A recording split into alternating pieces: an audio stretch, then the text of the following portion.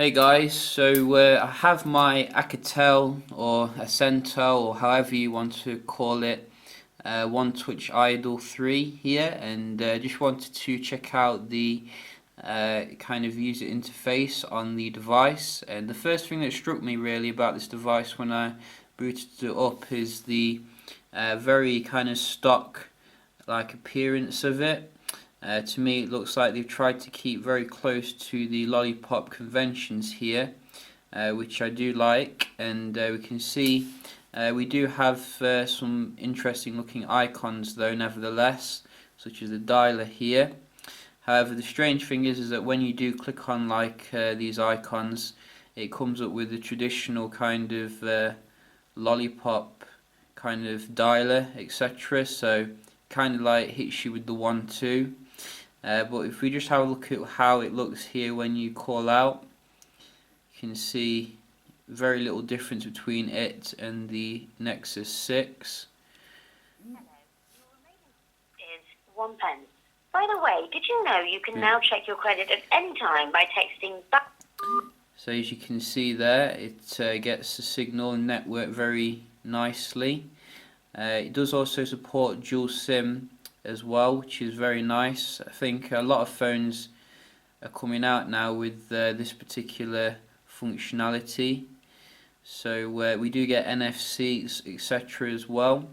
I've been looking into the specs of the phone, and it's coming with a Snapdragon 615 with Adreno 405. You're getting 2 gigs of RAM as well, 16 gigs internal storage, and a micro SD up to 128 gigs, which is nice.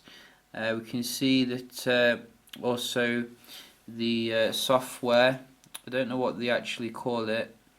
It could be, let's have a look. Don't think there's actually a name for it, but I'm just going to call it the One Touch kind of software here. And we can have a look at some of the apps here, so we can see how it looks. So I've got this apps here, and I think some of these things could be probably just like bloatware kind of things, because a lot of manufacturers do that in order to recoup some of the costs of giving you the hardware so cheap. You can see quite a lot of stuff here. We can just go into the kind of settings here and have a look at the wallpapers. So you can see I've got this quite nice wallpaper on, but there are a few others in there as well. So we'll leave it on the one that I've got on now. We've also got some more settings in here, such as gestures. The double tap functionality, which is well integrated.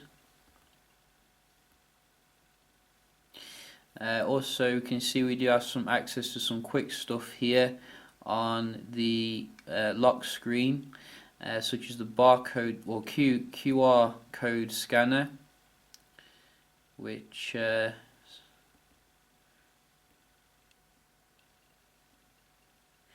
so you can see that we'll start to scan for QR quite quickly there. And when you want to come out of that,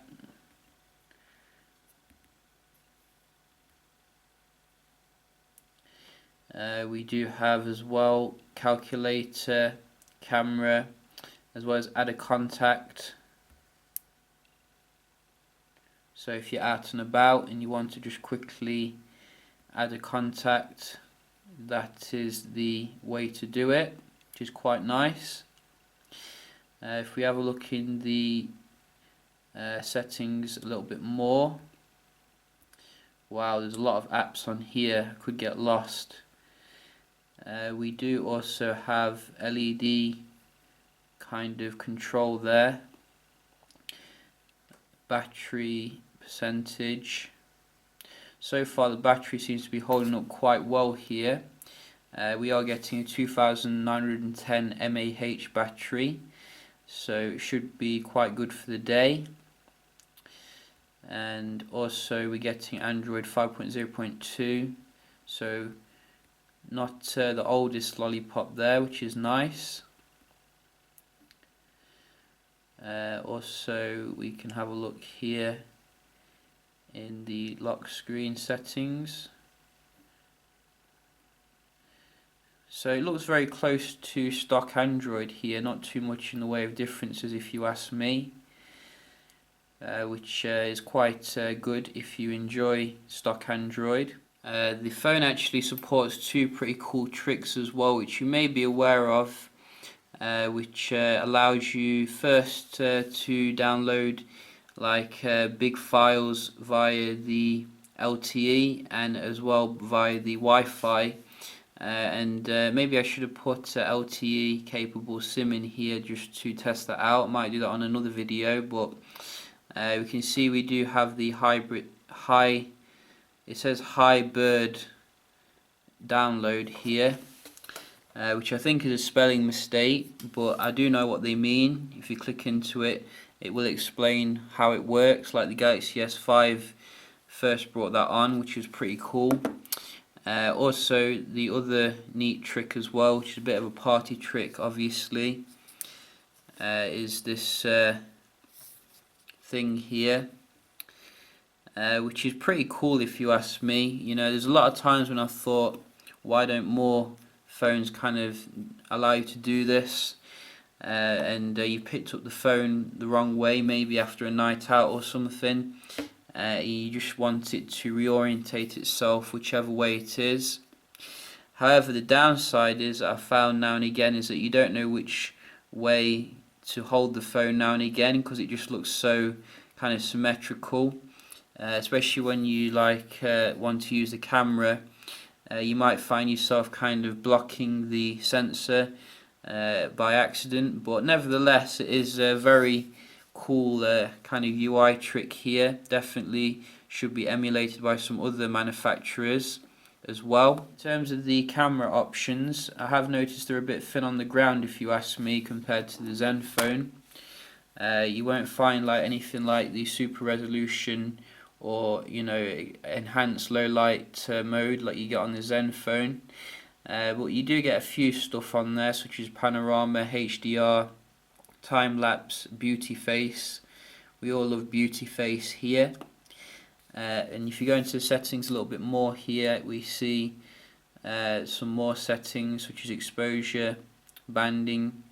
I would have liked to have seen 4K on there, but nevertheless it is a Snapdragon 615. I don't even know if that supports 4K. So the camera UI, very simple if you ask me, and it does the job at the end of the day. I will be doing some photos to check the quality out as well when I get time. So have a look at some of these apps here. So we're getting a weather app here, which is nice and clean. And again, you know, you look like it's going to go into an like a unique app here, but really it's just stock Android again, hiding behind an interesting looking app.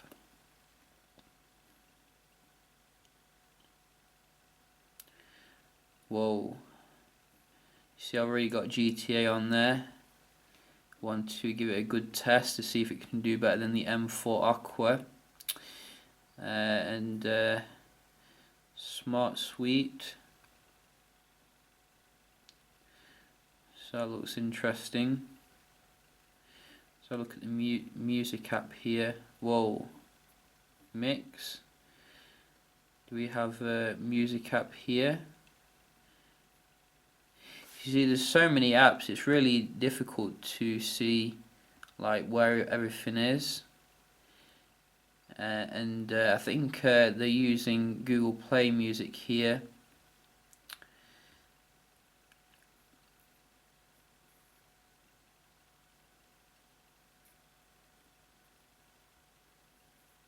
Just see if we get any equalizer stuff.